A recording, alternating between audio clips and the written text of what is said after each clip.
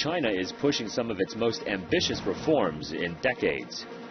Liberalization of the capital account, of interest rates, hukou and land reforms, they're all on the table. How will these reforms shape China's economic future and unleash the country's growth potential? Join us this week as Martina Fuchs sits down with the heads of the International Finance Corporation as well as the Institute of International Finance. Only on CCTV News. Only on Biz Talk.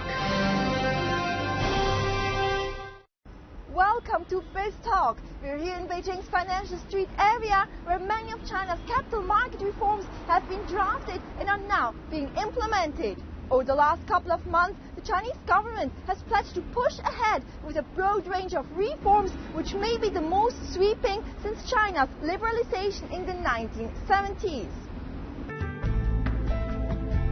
Another bearish assessment. Shortly after the International Monetary Fund hinted at a possible downward revision of its global economic outlook in early September, the Institute of International Finance, a global association of financial institutions, raised concerns about faltering growth. The Washington-based agency notes that global growth picked up only marginally in the second quarter of this year, as stronger U.S. and Chinese growth were largely offset by lackluster performance elsewhere. It also says slower momentum in most advanced economies, notably in the Eurozone, is weighing on global trade and taking a toll on emerging markets. Nonetheless, the IIF continues to expect growth will strengthen in the second half of 2014 and into 2015. But the IIF does warn that the global economy has become overly dependent on the U.S. and that financial markets are showing an unhealthy reliance on policy support, especially that from the U.S. Fed. Intensifying country-specific problems in emerging markets, geopolitical tensions in Ukraine, and energy price fluctuations are some of the main potential risks for the global economy as identified by the IIF. Mr. Adams, thank you very much for your time. The U.S. Federal Reserve renewed its pledge to keep interest rates near zero for a considerable time. Was it the right decision? I think it was for the short term. I think there's still some weaknesses in the U.S. economy. Certainly, it's on a more sustainable path, and we've seen a lot of positive growth aspects of the economy. But labor markets still are underutilized, as Chair Yellen has said before. Inflation is below their target. Housing has returned, but still has some soft patches. So I think keeping support for the economy going is a wise thing in the short term. In its latest assessment, the IIF has said that you're still concerned about the global economy and the recovery speed. Why is that? What kind of factors are you taking into account? Well, there's a whole host of things. There's a lot of geopolitical turmoil around the world right now, which affects confidence in many parts of the world. The U.S. is soft, and that's still a large part of the global economy. Europe is bordering on recession, contraction, and so there's still tremendous challenges in Europe, and that's a large part of the global economy.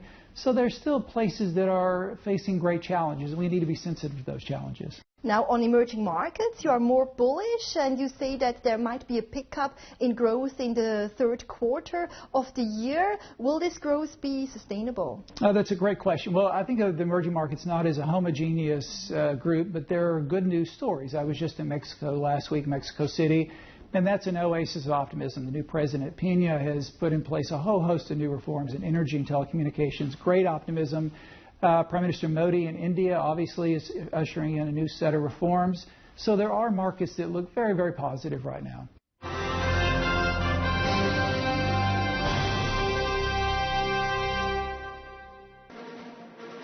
China is pushing some of its most ambitious reforms in decades.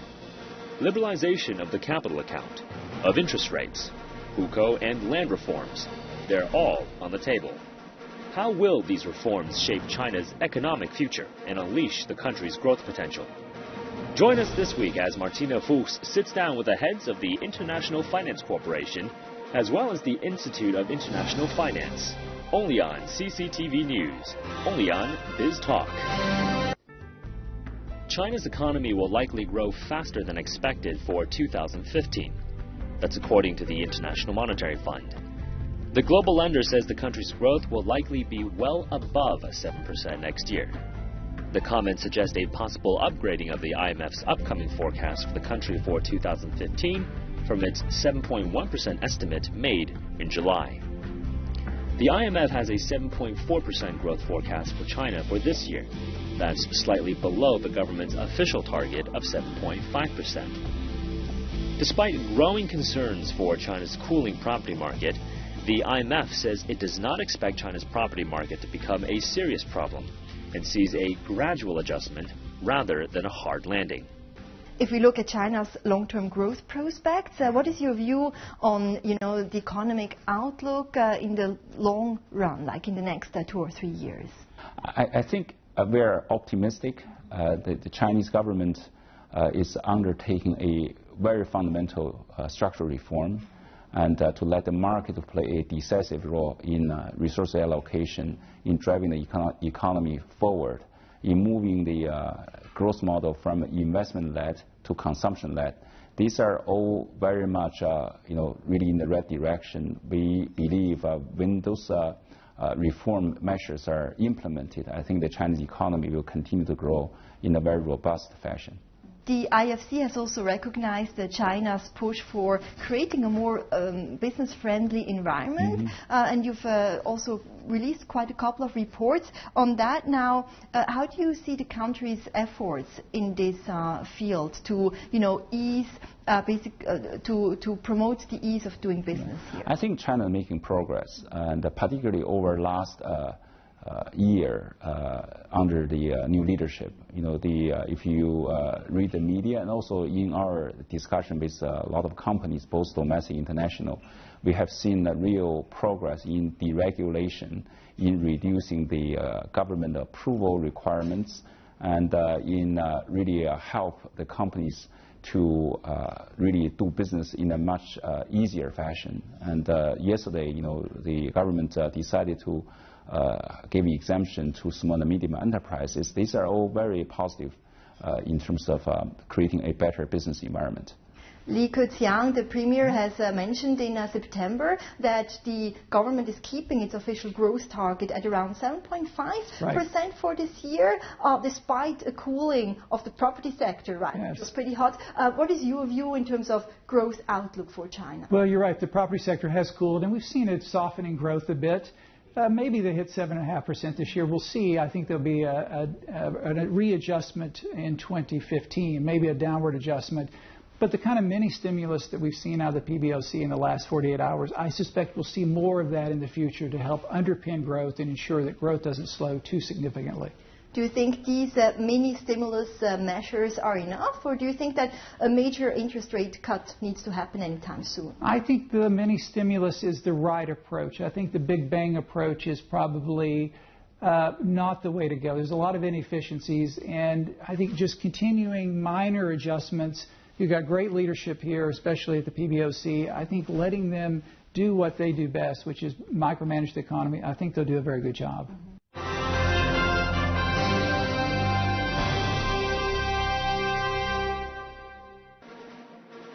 China is pushing some of its most ambitious reforms in decades. Liberalization of the capital account, of interest rates, hukou and land reforms, they're all on the table. How will these reforms shape China's economic future and unleash the country's growth potential? Join us this week as Martina Fuchs sits down with the heads of the International Finance Corporation as well as the Institute of International Finance. Only on CCTV News. Only on Biz Talk. China's financial reforms are widely regarded as a key element in the country's transformation from an export-driven economy to a consumption-led one. At the core of this is allowing market forces to play a greater role in capital allocation and boosting investment efficiency. 3 items are high on the government's financial reform agenda: liberalizing interest rates, loosening of capital controls, and relaxing the convertibility of the Chinese yuan. The country has pledged to achieve decisive results in these key areas by the year 2020.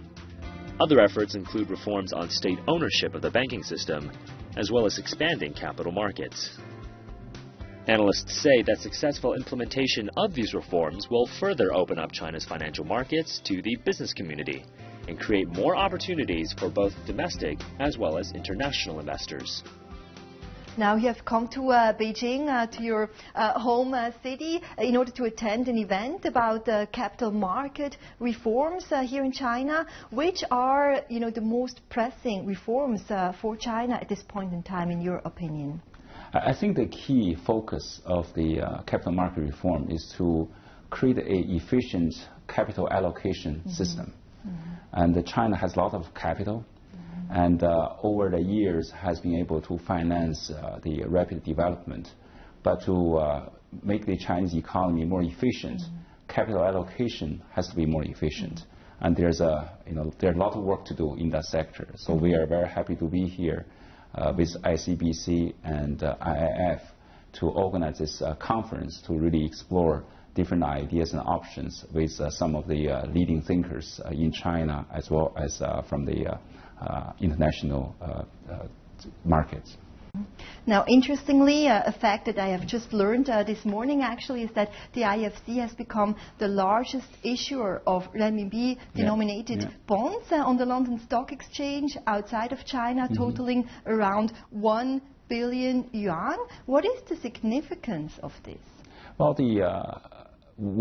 we see our role in China. As I said, we bring good business model, we bring good practice, and also we help China in access to international markets.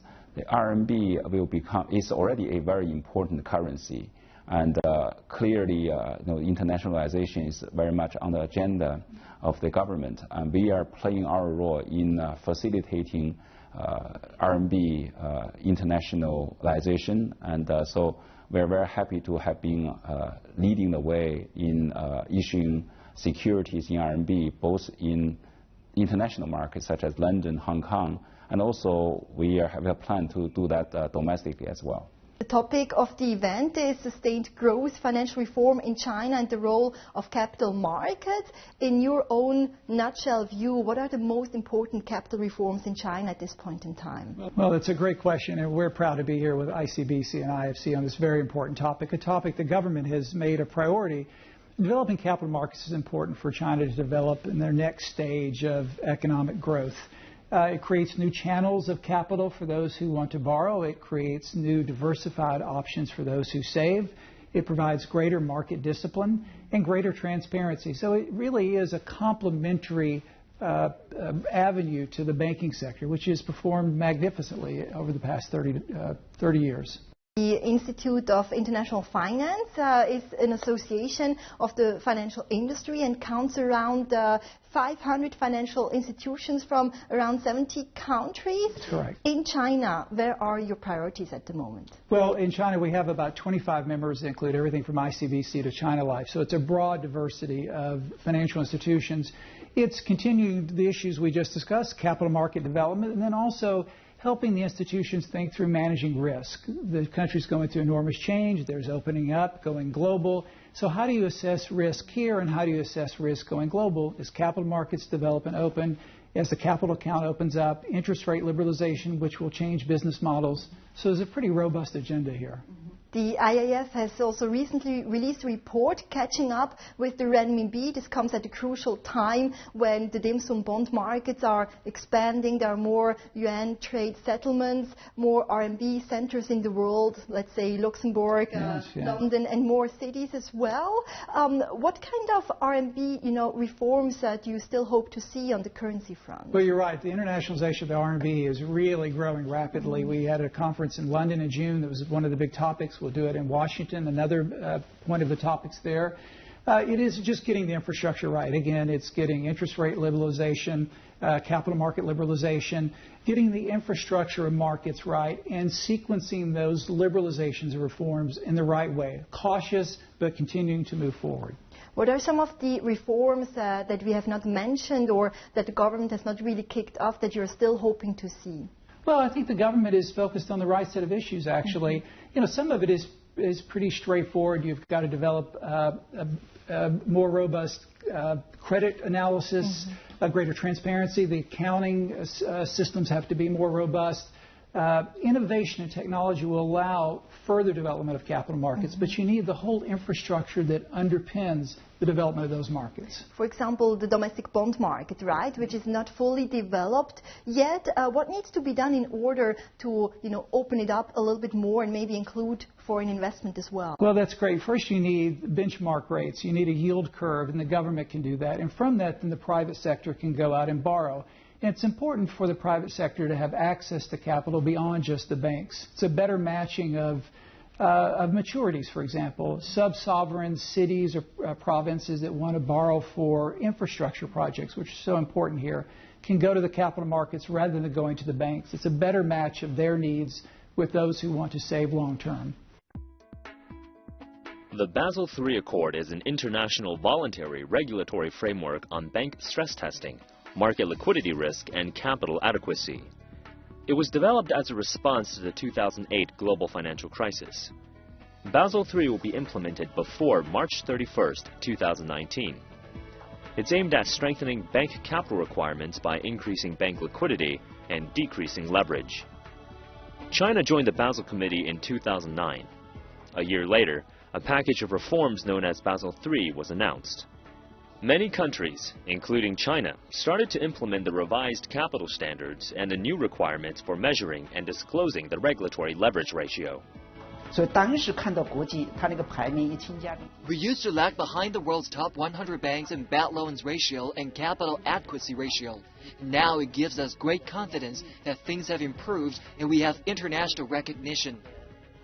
Well, in China is one of those country cases where there has been very, very good process because the Basel III is being implemented and being implemented forcefully in China. So one could almost argue that China is almost ahead of the curve when it comes to doing this. So as far as I can judge, things are on track here. The government has also taken several steps to curb shadow banking, but still more needs to be done in order to deal with bad debts. What kind of measures do you think should be taken in order not to destabilize the market? Well, whatever happens has to happen cautiously and slowly, gradually. You don't really want to go in with, again, a big bang response. I think first is to remember that in the shadow banking sector, there are some good lending that's going on. So there are sectors that are being served. I think by liberalizing interest rates and allowing banks to be much more aggressive in going after markets, then you can shrink that shadow banking and bring more of it into the transparent activity, and that's important to do. There has been an increase in bank assets in China about fivefold over the last decade. This compares to around 40 to 50% increase in the US, Japan, or the Eurozone. Do you think that this is healthy, or what do you advise Chinese lenders to do in order not to go too fast with this lending? It's been a rapid growth. Of course, in China, the banking sector is the principal source of capital, unlike in the US where we have capital markets. So this country is very dependent on banks. I think that's normal, but I do think going forward, the banks need to do a really robust job of doing risk analysis and understanding where they're putting capital in the future. And I come back to the topic today, which is how do we develop capital markets which are complementary to the banking system and allows new sources of capital to be allocated more efficiently. China's largest commercial banks are also set to release the Basel III capital securities. What's your point of view there? Well, all of our banks around the world have been rapidly progressing toward meeting the Basel III requirements years ahead of schedule. The banking system is much more safer and stable than it was 5 or 6 years ago. We have more capital, more liquidity, less leverage, better risk control systems, better culture in the boardroom. The banking system is very robust, and I think what you'll see coming out of these reports is that the banking system is way ahead of the schedule that was put in place by the Basel Committee.